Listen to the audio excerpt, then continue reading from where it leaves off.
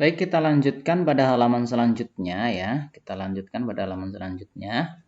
Amatilah lingkungan di sekitarmu. Temukan salah satu jenis tumbuhan yang sedang berbunga. Gambarlah bagian-bagian bunga dengan cara penyerbukannya pada kolom berikut. Jadi kamu di sini diminta menuliskan ya bagian-bagian bunga ya. Bunga apa saja, bisa bunga sepatu ataupun bunga yang lainnya.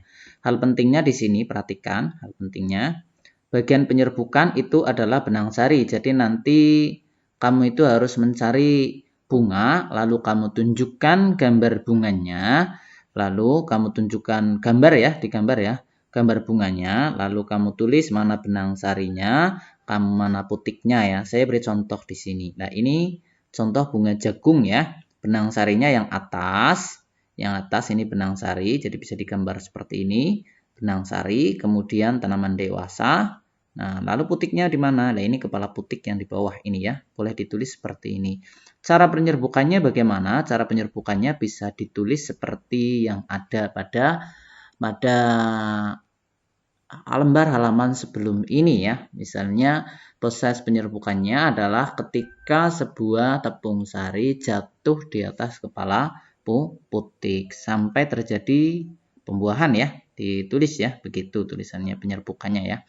Sampaikan hasilnya kepada teman di kelompokmu. Jadi nanti ini ditulis saja di buku tugas, nanti kita akan nilai ya. Adakah perbedaan dengan hasil temanmu? Jadi nanti sebelum dikumpulkan, kamu boleh membandingkan hasil bunga yang kamu gambar dengan cara penyerbukannya dengan hasil dari pekerjaan temanmu sebelum dikumpulkan ya.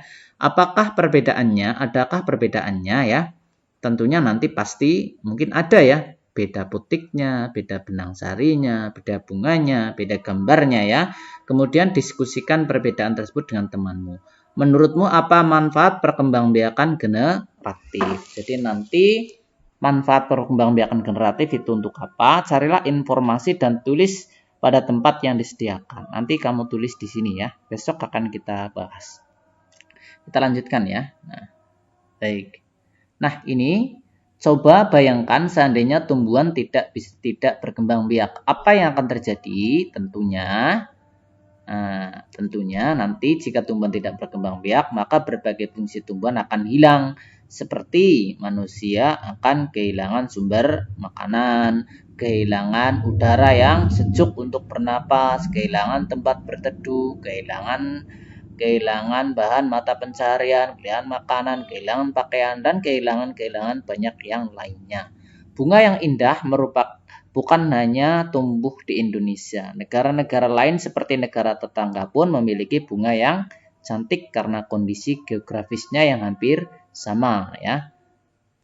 Bunga yang tumbuh tidak jauh berbeda jenisnya. Perhatikan jenis-jenis bunga yang tumbuh di negara tetangga. Bunga yang kembang sepatu tumbuh di Indonesia dan Malaysia. Ini bunga sepatu ya. Bunga kembang sepatu dinamakan bunga raya dan merupakan bunga nasional. Perhatikan bunga Kamboja pada gambar di samping. Ini bunga Kamboja. Bunga ini disebut juga dalam perlengkapan tari di Bali. Dor campa atau bunga Kamboja dapat ditemukan di Indonesia dan Laos. Di negara tersebut, bunga ini digunakan untuk dekorasi upacara keagamaan. Dekorasi itu siapa? Dekorasi itu adalah hiasan ya, hiasan upacara keagamaan dan penyambutan tamu. Gitu ya. Kita lanjutkan. Nah, kita akan masuk pada halaman ini. Kita hentikan videonya dulu supaya tidak terlalu panjang. Nanti saya lanjutkan ya, sebentar ya. Baik, kita lanjutkan ya. Malaysia, Laos, dan Indonesia hidup secara berdampingan. Jadi tadi kita akan kembar dengan Malaysia dalam hal bunga sepatu. Kita kembar dengan Laos dalam hal bunga Kamboja. Malaysia, Laos, dan Indonesia hidup berdampingan. Meskipun berbeda negara, namun ketiganya memiliki persamaan dalam kehidupan sosial dan budaya ya. Sosial itu kehidupan masyarakatnya ya. Masih banyak negara lain yang memiliki kesamaan. Oleh sebab itu, mereka yang di sekitar kita, tetangga negara kita, bergabung menjadi satu dalam satu persatuan negara-negara di ASEAN atau Asia Tenggara. Jadi ada beberapa negara di Asia Tenggara ini,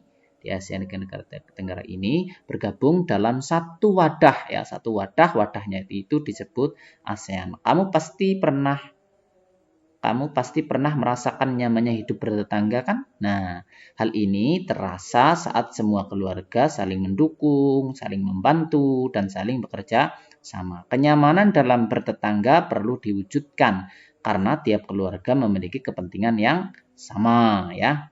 Jadi ini bertetangga dalam lingkup kecil. Nah, nanti ASEAN ini adalah suatu bentuk bertetangga dalam lingkup yang lebih besar atau lingkup negara. Hal penting perhatikan di sini.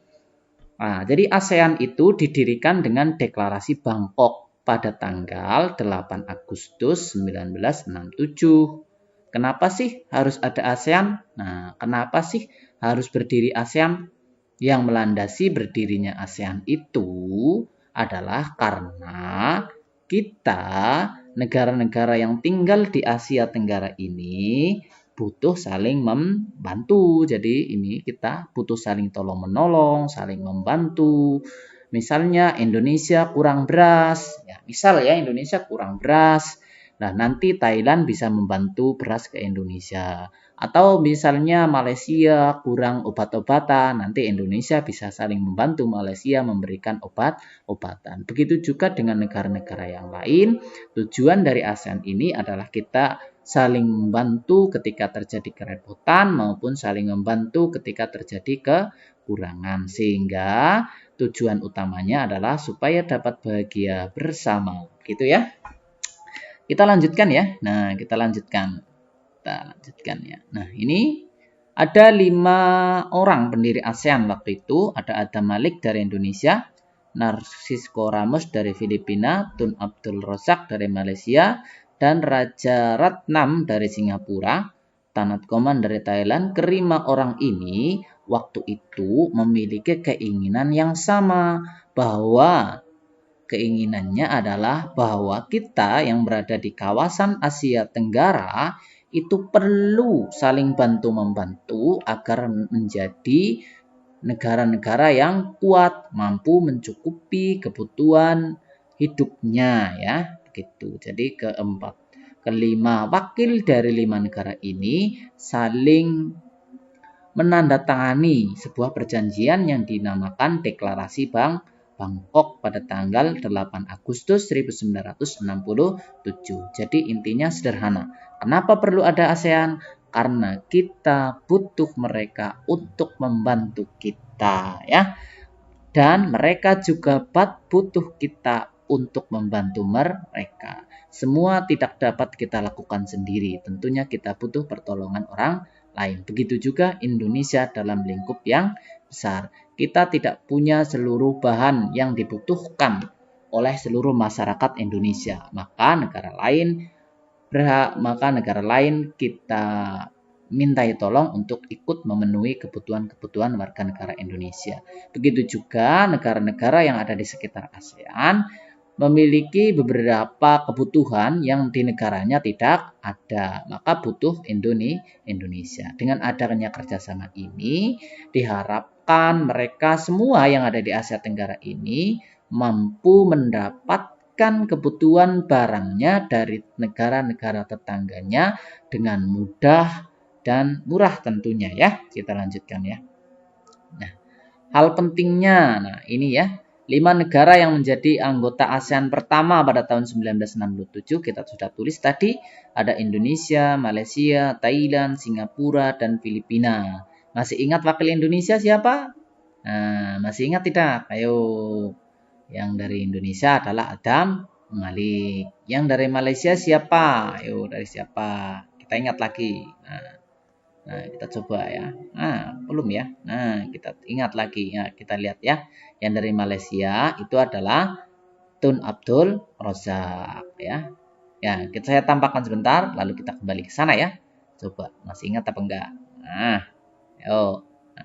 Ayo, yang dari Thailand. Nah, dari Thailand itu adalah Tanat Koman.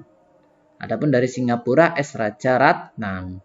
dari Filipina, Narciscora Ramos. Kelima orang inilah yang mewakili menandatangani perjanjian berdirinya ASEAN itu ya. Nah, kemudian ini ada urutan negara-negara yang masuk. Jadi di sini kita tegaskan lagi, ASEAN harus dapat memberikan manfaat bagi semua anggotanya. Untuk itu, berbagai kerjasama dikembangkan untuk memajukan kesejahteraan semua anggotanya. Jadi tujuannya tadi kan bahagia bersama ya, sejahtera bersama. Nah, untuk mencapai kesejahteraan dan kebahagiaan bersama, tentu harus ada kerjasama. Kerjasamanya harus jelas nih. Kerjasama di bidang apa saja ya? Di bidang ekonomi, misalnya perdagangan, jual beli. Kemudian di bidang sosial, kemanusiaan, tolong menolong, ada gunung meletus, misalnya kan ada korban bencananya tuh, mengirim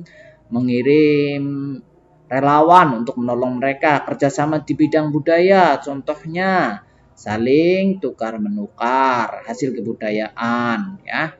Nah, saling mempelajari, misalnya kita budayaan itu banyak, misalnya batik itu juga termasuk kebudayaan Indonesia. Kita bisa jual ke Malaysia, serta bidang politik yang dikembangkan demi semuanya, demi kemajuan semua anggota. Tidak boleh ini kerjasama ini hanya menguntungkan salah satu pihak saja. Semuanya harus untung ya.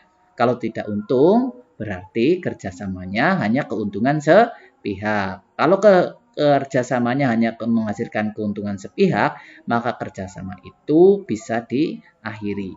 Manfaat yang dirasakan oleh negara-negara ASEAN membuat semakin banyak negara yang kemudian bergabung dalam organisasi ini. Tentunya adalah negara-negara yang di wilayah Asia Tenggara ya.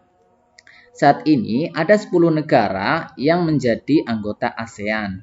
Berdasarkan urutan waktu bergabungnya negara-negara ASEAN tersebut adalah pertama, nah ini 5 negara pendiri ya. Yang kedua itu pertama kali masuk adalah Brunei Darussalam pada tanggal 7 Januari 1984 ya. Yang ketiga Vietnam, keempat Laos, Kamboja itu masuk pada urutan ke-5. Ini nanti dapat dibaca ya. Saya potong dulu ya videonya ya supaya tidak terlalu panjang. Oke.